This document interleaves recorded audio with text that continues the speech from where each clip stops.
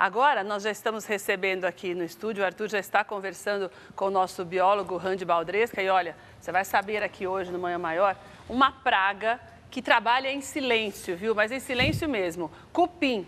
Eles podem devorar placas de concreto, toras de madeira e olha, tudo sem que você perceba nada. Veja só um trecho da reportagem. São Paulo, a gente poderia dizer que está em cima de um grande cupinzeiro. E é válido lembrar que isso não tem extermínio, e sim, erradicá-los é impossível. O que a gente pode fazer é controlar a situação.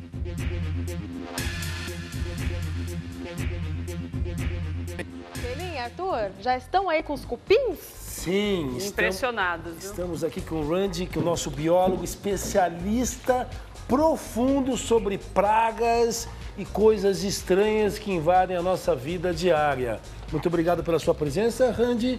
Agora nós temos um VT que vai esclarecer a respeito. E aqui ele está com uma rainha dos cupins, uma enorme rainha que é por volta de quantos filhotes ela tem por dia, por semana, Randy? Em primeiro lugar, queria agradecer a oportunidade de estar aqui no programa esclarecendo questões obscuras acerca de um inseto tão nocivo ao nosso patrimônio histórico. Que trabalha em silêncio mesmo. E que trabalha em silêncio. E respondendo, Arthur, uma rainha como essa é uma rainha de Coptotermes gestroi, uma praga exótica oriunda da Tailândia, que hoje é a principal espécie causadora de transtornos aqui no Brasil, especificamente São Paulo. Quantos filhotes? Uma rainha dessa produz, não são nem quantos, são milhões de descendentes durante a vida. E a maior particularidade da rainha de cupim em comparação aos outros insetos coloniais é que essa rainha, ela produz descendentes ao longo de 10, 15 anos, enquanto a colônia está ativa, produzindo descendentes e destruindo o patrimônio. Você imagina o estrago que está fazendo nas casas, em especial São Paulo e Rio de Janeiro. Os moradores sofrendo e sofrendo muito por conta da ação dos cupins em vários lugares, né, Arthur? Pois então, nós temos agora uma matéria esclarecedora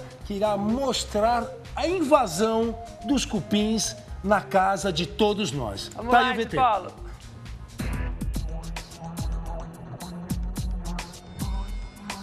Um inimigo silencioso, invisível, voraz. Aparentemente inofensivos, migram do solo e se infestam nas casas, prédios, formando gigantescas colônias, destruindo tudo que encontram pela frente. Este flagrante foi registrado num luxuoso condomínio na Grande São Paulo e mostra exatamente como agem esses inimigos ocultos.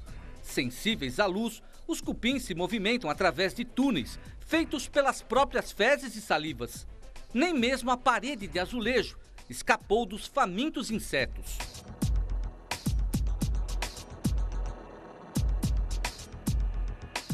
Essas imagens inéditas mostram a ação de uma das espécies mais temidas, o Coptodermes gestroi, popularmente conhecidos como cupins de concreto. Eles impressionam pela forma devastadora como praticam seus ataques, feitos tanto a 30 metros de profundidade quanto a 150 metros do solo, onde constroem os ninhos. É a primeira vez que uma microcâmera, acoplada a um sofisticado equipamento de inspeção inacessível ao olho humano, registra o barulho da ação avassaladora dos cupins, agindo na estrutura de madeira de um prédio histórico.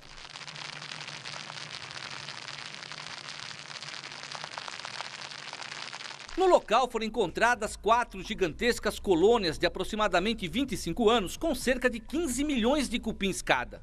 A operação foi gravada pela equipe do biólogo Randy Baldresca, especialista em pragas urbanas. Ele tomou a iniciativa após constatar a gravidade do problema causado pelos terríveis insetos na maior metrópole do país. Estudos do especialista revelam que das 250 espécies de cupins existentes hoje no Brasil, 30 são predominantes de São Paulo. São Paulo, a gente poderia dizer que está em cima de um grande cupinzeiro.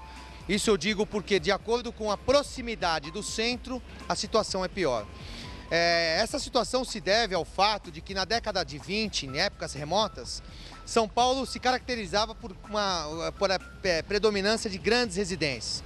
Conforme São Paulo foi se desenvolvendo, a cidade se verticalizou. Isso significa que esta colônia gigantesca pode estar presente também em outras edificações? Não, a gente pode afirmar com toda certeza que 75% dos prédios históricos, dos prédios antigos da cidade de São Paulo, e aí a gente inclui as igrejas, as escolas do Centro Velho, possuem ninhos como esse em 75% dos casos. Há 10 anos, Baldresca segue os rastros desses insetos. Chega a atender 20 chamados por semana. A maioria situações de risco, como a encontrada neste prédio, onde a caixa de força está infestada de cupins. O problema aqui é que a gente tem um quadro de força no prédio, e isso, quer dizer, apresenta um sério risco até de curto-circuito e um possível incêndio na edificação. Se a gente notar aqui, a gente tem presença de asas.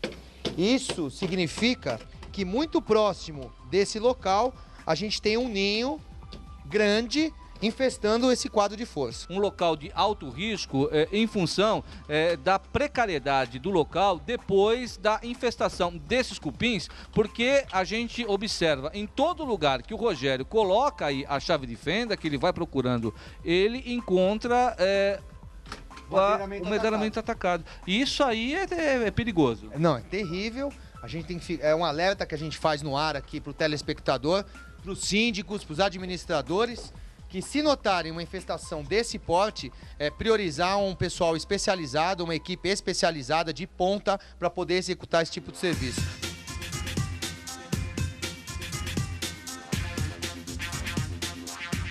Nesse mesmo condomínio, mais uma situação crítica, dessa vez no quadro de telefonia. E o que impressiona é que há 3 meses foi feita a descupinização nesse local que nós vamos entrar agora.